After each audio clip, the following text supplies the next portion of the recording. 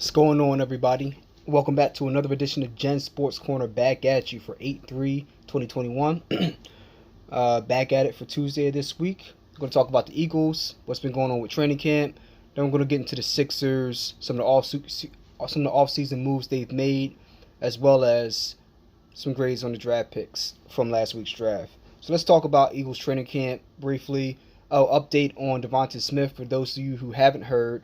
Devonta Smith had the MCL sprain, so fortunately, he's only going to be out 2 to 3 weeks. So probably going to miss the preseason, but he'll be back. Already has that rapport with Jalen Hurts from his time on the field this offseason, as well as his time with him in Alabama. So good news on that front.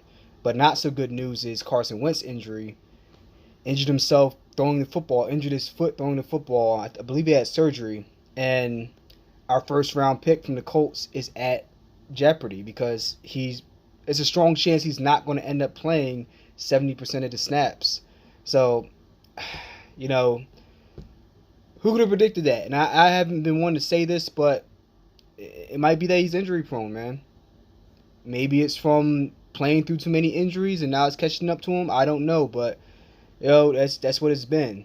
And while we're talking about quarterbacks, Joe Flacco, I'm still baffled as to why they gave him $3.5 million guaranteed, not $3.5, $3.5 million guaranteed.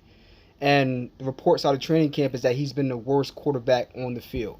Nick Mullins has looked like the best quarterback on the field, according to some of the people that have been talking about what's going on.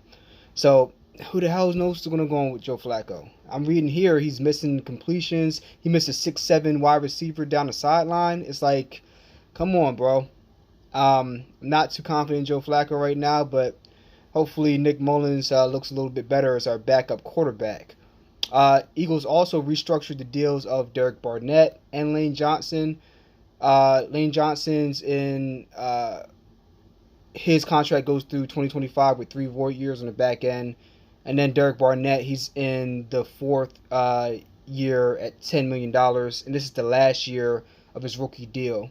So, they just did it for general cap management reasons. That's what has been reported. So, that's fine.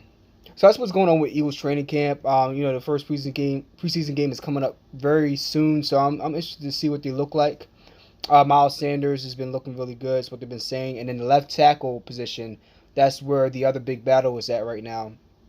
Between Andre Drummond, first round pick from 2 years ago, and one Mr. Jordan Mailata. So this might be the time when Jordan Mailata, former rugby player, comes up and takes that spot. We're going to find out this preseason very quickly because it's only 3 games. Next, let's talk briefly about the Phillies. Great comeback win last night, fellas, is what I like to see. We were down 3-2 going into the 9th inning. They gave up a solo home run in like the 7th or 8th. But the 9th inning, we came out and racked up 5 runs. JT Realmuto, clutch. Bryce Harper, they didn't even want to get hurt, so they walked his ass. Gene Segura, clutch hit.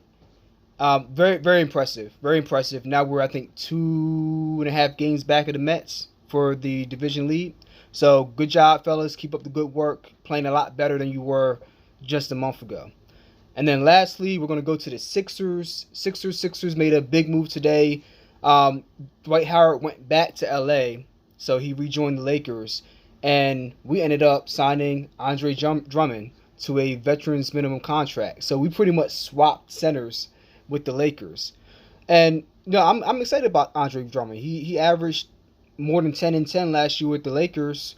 You got another 7-footer, one of the best rebounders, especially as a backup in the league. I mean, he's always been good as that, even back to the days when he was with, I think, the Pistons, and I think the Heat too. And obviously, him and Embiid have had their back and forth, but I think they'll squash that. Once he gets into town, maybe Embiid will buy him some Chick-fil-A, and they'll put all that to rest. But happy to have you here, Andre Drummond. Looking forward to what you're going to do. And then let's talk about the Sixers draft before I get into some of the trades I think the Sixers still might be in the mix for. So let's look at the draft grades for the Sixers NBA draft. So I'm not going to go into all 3, but their first round draft pick, he's another one and done player from college, University of Tennessee. Great defense, has a solid 3-point shot. You know, shot's a little bit funky, but I was looking at some of the footage and I liked what I saw. He looks a little bit slow. I don't see the explosiveness there, but I see the good fundamental defense, good lateral quickness. He has good defensive IQ. So I think that was a really good pickup. It was a solid pickup. It's going to, help them with their perimeter defense, and they need that, especially with these slashing guards. We've had that problem even from the days of Brett Brown, and we need to address that issue. So solid pick here. But I really want to look into the trade scenarios for the Sixers, and one being with Dame Lillard, and another one being with Bradley Beal. So Dame Lillard, the whole situation with Portland, he wants out of there. The organization has been a little bit dysfunctional. They get to the playoffs every year, but they never get over the hump, and they haven't really built anything around him that lends him to think that they're going to change anything that they haven't done previously in the last 10 years. So, Dame Lillard has been on the radar, and teams that have been mentioned have been the Sixers and another team. I can't remember what it was, but Sixers are right in the mix because we have some draft capital, and then we have some really good young talent with Matisse Thybulle and Tyrese Maxey. And then the other guy is obviously Bradley Beal, because you have to think about it, and I talked about this on my last episode. Russell Westbrook made his departure to go out to the LA Lakers. And pretty much as soon as he left, you might as well just set your watch and count down the days until Bradley Beal is out of there. It's just a matter of where he's going, not if he's going to be gone. And that's another person who will be an excellent addition for the Sixers. He brings you toughness. He brings you consistent scoring. He brings you a 3-point shot. He brings you all-star ability. Hell, we played him last year in the season. I think he dropped 60 on us. And then we got to see him in the playoffs. I mean, obviously, Russell Westbrook is a walking triple-double, but Bradley Beal, even though we beat them, and we did it in solid fashion, especially in the last game where we just dominated, Bradley Beal was there every step of the way. He's somebody that we had trouble stopping. That's the guy's going to be somebody that's few people are going to have an answer for him, especially when you pair him up with Embiid. I would love that matchup. You have him, Embiid, Tobias Harris. You have a big three, and we can roll. And you have Matisse Thybulle, who he might have to be a trade piece.